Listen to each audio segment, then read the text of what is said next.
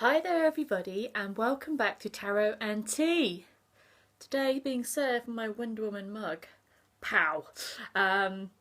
So yeah, hope you're well and hope you're enjoying your learning and your adventures in the tarot. So far with the Major Arcana, we have gone through the Fool, which is 0, the Magician, which is number 1, and today we are coming to number 2, which is one of the most well-known cards of the deck. I printed this one out nice and large so we could all see. This is the Priestess or the High Priestess in the tarot deck. So this is from the Waite Smith deck, also known as the Rider-Waite deck, and this is a beaut. I love this image. Like, I don't often use the Smith-Waite images when I'm teaching. But this is a lovely representation of the priestess.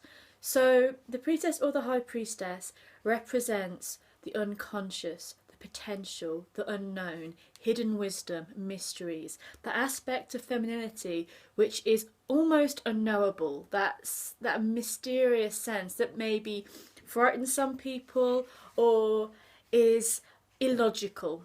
So it isn't something we can touch and feel and hold on to and go, this is what she means. She is something beyond. To give an example, the ruling planet behind this card is the moon, as we can see here in the bottom, in her gown, which turns into the waves of the sea and how it's falling, and the moon, the crescent moon, is in the gown as it would be a reflection in the water. So the ruling planet or the ruling astral body of this card is the moon, and the moon is that, isn't it? It's the we can see it, we can be aware of it, but it's always shifting in our sight, always changing, and it has such an effect and such a pull on our own consciousness, on a cobweb. You can't have a video without a cobweb. On our own consciousness. So as the moon affects us when it's full, our own, not only is the tides of the ocean higher and highest when the moon is full, but our own emotional tides are as well. Our own personal energies are, we're very emotional, we're much more charged. And when it's dark moon, we're more quiet, inner energy, and then the crescent moon fills us with hope and new beginnings. So this can be about those shifting processes, the shifting thoughts, but it's a lot about psychic intuition. It's a lot about the mysteries of life and our quest to find them. And the priestess represents the intermediary that comes through as a teacher or as someone that is at the gateway. Because if we see here, those two pillars. I won't go into the meanings of the pillars, again it's just a snippet, but in my in-depth courses we go a lot more into the symbols and the meanings. But the two pillars represent obviously the opposites, dark and light, day and night, masculine and feminine.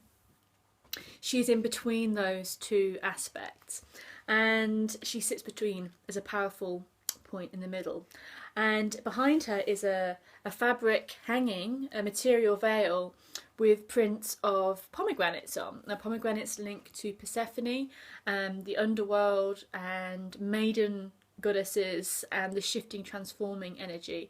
So, as you know, the priestess often is linked to goddesses, without a doubt, Persephone, also Isis and Artemis as well. We'll come to Artemis in a second, but this crown here, you often see Isis with this crown on the triple moon, so the full moon there in the middle and the waxing and waning either side, which represents also the three goddesses, Maiden, Mother and Crone. So the meanings of this are huge, and there's so much more symbology and things to look at. But in a reading, this comes up, it really isn't about, okay, now's the time to take action and do something. It's the thing that is not as popular in today's culture, is it? To take that step back and be silent, to go within. She looks at you, she looks at you and she's silent. And silence can be the most powerful answer to a situation, or the most powerful guidance. And you know so much more than you think you know. So it could be like, look within, there's so much within, journey within the centre of yourself. Don't speak right now, don't take a step forward until you've meditated on whatever is going on. In her lap we have a mystical scroll called the Torah, and she's keeping a lot hidden, isn't she? There's hidden things behind that veil, there's hidden things everywhere here, and things that are hidden are a big clue to what her energy is. And things do need to be hidden sometimes until we are ready to see them. She's a goddess. She is an archetype of initiation, so that you don't pass through her gaze, her veil, until you are ready. And that's really, really important, isn't it? Because in all areas of life, but very much so in spiritual development, it can be quite, I'd say, dangerous in some ways to leap forward to the big stuff when we haven't got that firm grounding within ourselves. So she is checking the gateway to make sure you're ready for that next task. She is there seeing if you're ready to move forwards, and maybe asking you to look within and find out for yourself where you are in your life at this moment. So a lot about silence, about mystery, about going within, about intuition and things that aren't rational. So when this comes up in a reading, it will be very much about your intuition. And also this can come up as a beginning point, a starting point for your journey into the tarot, because she is there as the guardian of all the wisdom and all the unconscious wisdom. And she is someone to meditate with always, but particularly when you're starting this journey. So a great idea is to get into a meditative space, whether you play music or drum or however you do this. Have maybe a large printed out image of the priestess or high priestess card, and in the meditation, go into the card, go into the visuals, step into the card, meet the priestess, see what energy you get from her. Maybe ask her something. She may point you in the right direction. She may show you many things.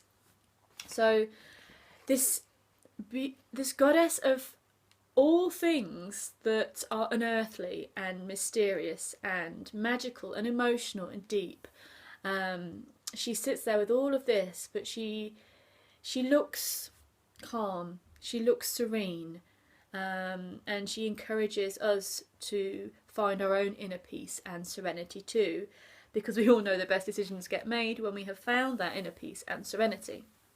So a quick look at other decks. So we've got my favourite, as always, the Thoth deck. So we have this painted by Pamela Coleman Smith, and we have this painted by Frida Harris. So this is a Thoth deck one.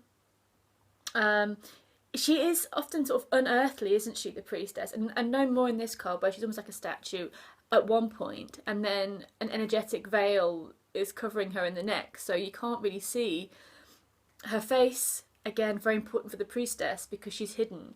The energy around her creates this veil. I really like they've got the tower in the back, the two towers, the two pillars in the background, sorry, and this energetic veil on surrounding her, creating a crescent moon effect here. On her lap we have bow and arrows, remnants of Artemis, the virgin huntress. Virgin meaning unmarried, not virgin as in no sex, but the original meaning is an unmarried woman. The virgin huntress there, Artemis or Diana, lady of animals, lady of the moon. Underneath her we have some really interesting symbols on this one. We have crystals, a pyramid, and then, you know, we've got a pineapple and we've got a camel.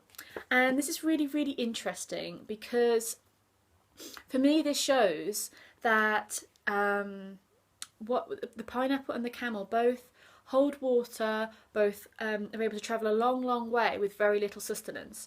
And a spiritual quest is pretty much like this, isn't it? You know, you may have to travel a long, long way without getting any "you're doing well" or any outside signs that you're on the right path. You're having to trust that inner knowing, and it can be a really tough journey. And a lot of people give up because it's too hard. You're pushed very much to the extremes of your being when you kind of accept some spiritual journeying to know yourself thoroughly. So the camel there is representative of a long, long journey, or being able to survive. So it's a spiritual survivor really as well, on little sustenance. And the pineapple is the same. Is it beautiful fruits, but not much water. They don't get fed too much. And the crystals here. So looking at the knowing, the wisdom of the earth and the crystals, and feeling connection with those energies. So a lovely, lovely card. She has so much more going on there. So much beautiful energy. Again, this is just a little snippet. loads more in my courses that you can find out about these cards when I'm teaching. Emily Carding's High Priestess card, love this as well. So we have, she's holding a rainbow between her hands. The two pillars are two mountains here. She's in a pool of water. She is the water. Again, it's a very similar theme, isn't it? That she is part of the energy.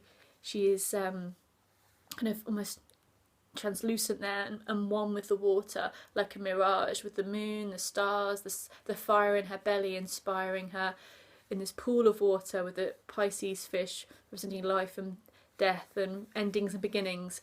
And she's there in the centre of this, weaving a mystery. She's sitting on the book, sitting on the wisdom. So she's beautiful, this harmonic space holding all this energy. In the Wildwood Tarot, we have something a little bit different, something a bit more active actually. She's called the Seer in this deck. So usually she's called the Priestess, the High Priestess, the Papess. But in this she's called the Seer. And I do love this interpretation. Even though she's more active, I very much resonate with this card because she is in trance in that moment, isn't she? She's taken a more active pose, but she is, her eyes are closed. She's connecting to the elements, to the gods, to the ancestors. She is channeling that energy. She's got all her medicine tools around her.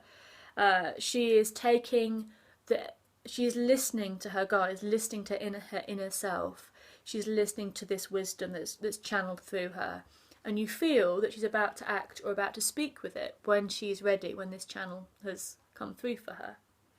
So there we are, a little snippet of the magical priestess. I would advise finding your favourite image of the priestess card and do a little meditation journey into it. It's one of the most lovely cards to do that with, especially if you are looking to increase your own psychic development, your own intuition. This is your lady to go to. She's there holding the keys, hiding some things, and seeing if you can feel your way, trust yourself, trust your intuition, and feel what is unseen and what is magical and what is very deeply true. So I hope you enjoyed that little introduction to the Priestess card, the High Priestess card, and the Step of Tea. As I said, I've got so much on my website about all these exciting things coming up. I've got the Avalon Tarot Conference coming up. More information soon, but I've organised this event in September this year, September 10th and 11th, of just, oh, I'm so excited. There's brilliant speakers and highly internationally regarded workshop leaders. I've got authors, I've got creators of tarot decks. I've got Emily Carding, who created this deck here, is going to come and do a workshop. Imbal, who taught me the tarot many, many moons ago, is coming. She's an international celebrity psychic. She's been on Big Brother, Little Brother, and loads, far too many things to mention here.